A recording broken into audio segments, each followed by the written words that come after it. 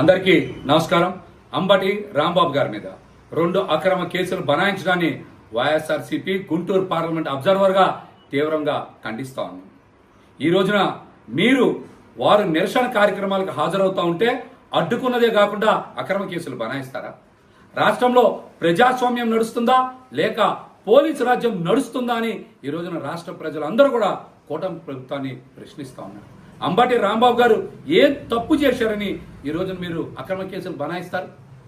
వెన్నుపోటు నిరసన కార్యక్రమానికి హాజరవుతూ ఉంటే ఒక సిఐ గారు అక్కడికి వెళ్ళి ఆయన అడ్డగించి తప్పు చేసినటువంటి సిఐ గారి మీద కేసు పెట్టాలి కానీ నిరసన కార్యక్రమానికి ప్రజాస్వామ్యబద్ధంగా ధర్నా చౌక్కి వస్తున్నటువంటి అంబటి రాంబాబు గారి మీద కేసు నమోదు చేయడం ప్రజాస్వామ్య స్ఫూర్తికి విఘాతం కల్పించడమని కూడా ఈ సందర్భంగా తెలియజేస్తున్నాం. సత్తెనపల్లి కార్యక్రమంలో జగన్మోహన్ రెడ్డి గారు వస్తున్నారని తెలిసి వేలాది మంది ప్రజలు స్వచ్ఛందంగా వస్తే వారిని అడ్డుకున్నది పోలీసు వారు. వారి నాయకుడి దగ్గరికి వెళ్లే అవకాశం ఇయ్యమని బారికేడ్స్ తొలగించమని అడిగితే రాంబాబు గారు చేసినటువంటి తప్ప. ఈ 2 ఘటనల్లో కూడా పోలీసు వారి ప్రమేయం ఎంతుంది, వారు ఏ విధంగా అడ్డగిచ్చారనేటువంటి అంశాలని రాష్ట్ర ప్రజలందరూ కూడా గమనించారు.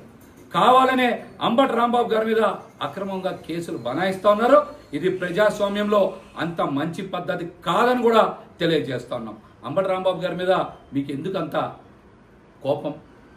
రాజధాని ప్రాంతంలో ప్రజా సమస్యల మీద బలమైన గొంతుకు వినిపిస్తా ఉన్నారనా? వైఎస్ఆర్సీపీ పార్టీ తరఫున కూటమి వైఫల్యాల్ని ప్రశ్నిస్తున్నారనా?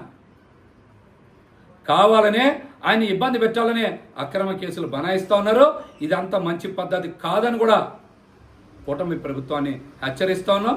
అదేవిధంగా రాంబాబు గారి మీద ఏదైతే 2 కేసులు నమోదు చేశారో అవన్నీ న్యాయస్థానాల్లో నిలబడేటువంటి కేసులు కావు. కావాలని దురుద్దేశంతో అంబటి రాంబాబు గారి మీద ఎవరైతే కేసులు నమోదు చేస్తున్నారో అటువంటి పోలీస్ అధికారుల మీద ఖచ్చితంగా ప్రైవేట్ కంప్లైంట్లు వేస్తాం. వారిని కూడా న్యాయస్థానాలకి పిలిపిస్తాం. వారిని ఖచ్చితంగా ఫోన్లు నిలబెడతామని కూడా ఈ సందర్భంగా తెలియజేస్తాం. పోలీసు శాఖ వారు కూడా సంయమనం పాటించాలి.